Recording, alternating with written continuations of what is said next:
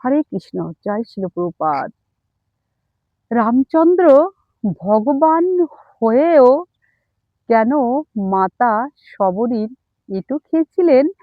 এই প্রশ্ন আমাদের অনেকের মনে এখনো প্রশ্ন জাগে যে ভগবান হয়েও মাতা শবরীর কেন এঁটো খেয়েছিলেন? মাতা শবরী আগের জন্মে ছিলেন রাজার সহধর্মিণী, অত্যন্ত সুন্দরী রমণী। তিনি ছিলেন বিষ্ণু ভক্ত, সাধু বৈষ্ণবদের অত্যন্ত শ্রদ্ধা ও ভক্তি করতেন। কিন্তু রাজার স্ত্রী হওয়ার জন্য, রানী হওয়ার জন্য আর অত্যন্ত সুন্দরী রমণী হওয়ার জন্য কারোর সামনে তার পতিদেব তাকে যেতে দিতেন না। এই নিয়ে মাতা শবরীর মনে অনেক কষ্ট ছিল। তাই ভগবানের কাছে মনে মনে প্রার্থনা করেছিলেন যে আমার যদি আর কোনো পুনর্জন্ম হয়, হে ভগবান, আমাকে নিম্ন শ্রেণীর বা নিম্ন জাতি আর কুৎসিত চেহারা করে আমাকে জন্ম দিও এ প্রভু।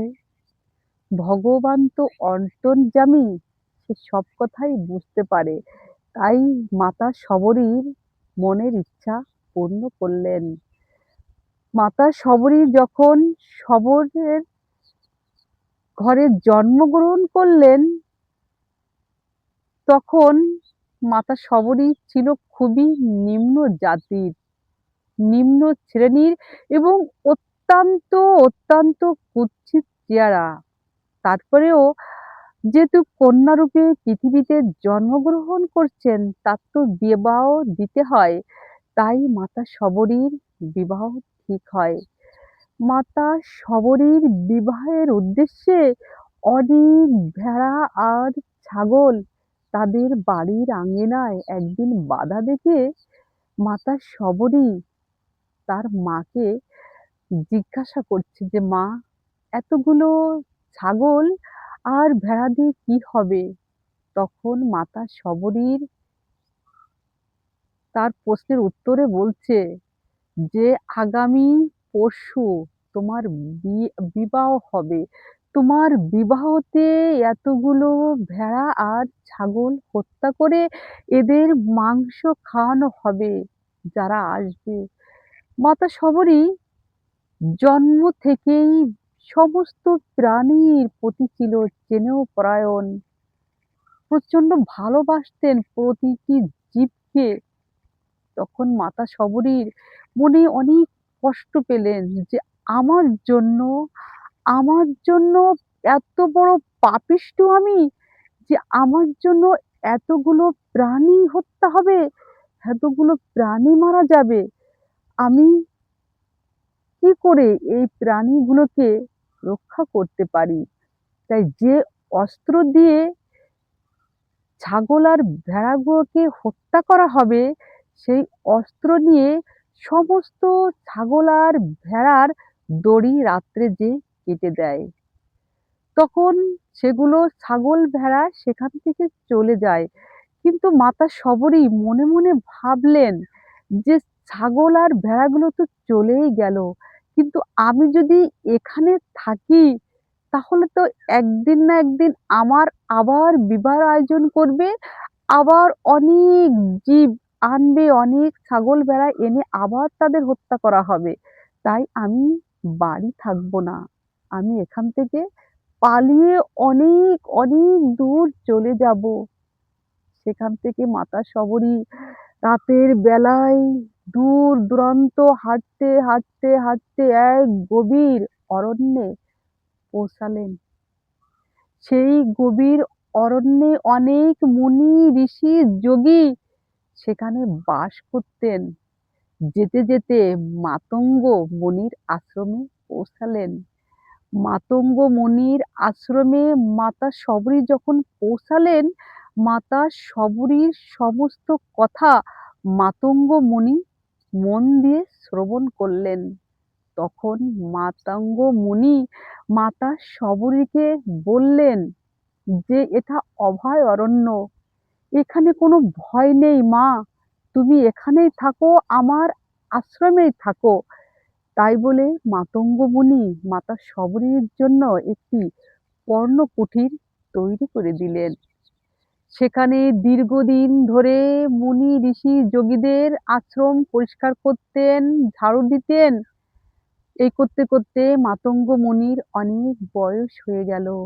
মাতঙ্গ মুনি মাতা শবরীকে দীক্ষা দিলেন আর বললেন, "আমার তো সময় শেষ হয়ে গেছে, আমি আর বেশি দিন বাঁচব না।" তখন মাতা শবরী বলল যে, "পিতা, আপনি যদি এখানে না থাকেন তাহলে আমি এখানে তো থাকতেই পারবো না। আমি আপনার সাথেও দেহ রাখবো।" তখন মাতঙ্গ মুনি বললেন যে, "তুমি এখানেই থাকবে। ভগবান রামের জন্য তুমি অপেক্ষা করবে। দেখবে তোমার এত প্রেম ভক্তি দেখে স্বয়ং রাম ভগবান তোমার এই পর্ণকুটিরে স্বয়ং চলে আসবে।" তাই বলে মাতঙ্গ মুনি দেহ রাখলেন। গুরু বাক্য, সাত্ত্বিকী বাক্য কখনো মিথ্যা হয় না। এভাবে মাতা শবরী দীর্ঘদিন ধরে প্রতিদিন চোখের জল দিয়ে রাস্তা ধৌত করতেন। বন থেকে বিভিন্ন ফুল সংগ্রহ করে রাম এর জন্য রাস্তায় বিছিয়ে রাখতেন। আর প্রতিদিন আমরা তো ভগবানের ৮ বার সেবা দিতে হয়। সে ৮ বারই সকাল, দুপুর, সন্ধ্যা, রাত্র প্রতিদিন ভগবান যে কখন আসবে মাতা শবরী তো বুঝতে পারত না যে কোন সময় ভগবান রাম তার কুটিরে আসবে। তাই প্রতিটা মুহূর্ত বন থেকে নতুন নতুন ফল চেকে চেকে কোষ্ঠ টক কুলগুলো বাদ দিয়ে মিষ্টি ফলগুলো চেকে চেকে ভগবানের জন্য রেখে দিতেন যে কখন আমার ভগবান আসবে। মাতা শবরীর মনে এতটুকু প্রশ্ন বা এতটুকু ইস্তত বোধ করিনি যে এগুলো এঁটো ফল। মাতা শবরীর দর্শন ছিল, মাতা শবরীর ভক্তি ছিল যে আমার ভগবানকে শুধু মিষ্ট আর সুস্বাদু ফল আমার রামের জন্য, আমার রাম ভগবানের জন্য রেখে দেব। তাই প্রতিদিন কত ফল সে চেখে দেখেছে। রামের জন্য কত কোষ্ঠ ফল, কত টক ফল সে চেখে দেখেছে। ভেবে দেখুন তো মাতা শবরীর কতটা ভক্তি, কতটা প্রেম আর কতটা নিষ্কলুষ ছিল তার হৃদয়। জীবন, যৌবন সমস্ত কিছু শুধু ভগবানের সেবায় নিয়োজিত করেছে। তাই এতটা প্রেম, ভক্তি কায়, মনো, বাক্যে শরীর, মন, বাক্য দিয়ে যদি ভগবানকে ডাকা হয়, ভগবানের চরণে আত্মনিবেদন করা হয়, তাহলে স্বয়ং ভগবান সেই গৃহে, সেই ভক্তের কাছে আসতে বাধ্য থাকে। তাই মাতা শবরীর প্রেম ভক্তি দেখে স্বয়ং রাম, লক্ষ্মণ ভাইসহ তার সেই বনের ভিতর সেই ছোট্ট কুটিরে স্বয়ং রাম চলে আসে। আর মাতা শবরীর সেই প্রেম ভক্তি দিয়ে যে ফলগুলো চেকে চেকে প্রতিদিন, প্রতিদিন কতবার চেকে চেকে ভগবানের রামের জন্য ফল রেখে দিত, সেই ফলগুলো স্বয়ং রাম আর লক্ষ্মণ সেগুলো গ্রহণ করে। এই হলো মাতা শবরীর প্রেম ভক্তি। এই হলো মাতা শবরীর ভক্তি। কত বড় ভক্ত হলে ভগবান স্বয়ং ভক্তের এঁটো খায়। হরি বল। জয় শ্রী গুরু গৌরাঙ্গ, জয় শিল প্রভুপাদ।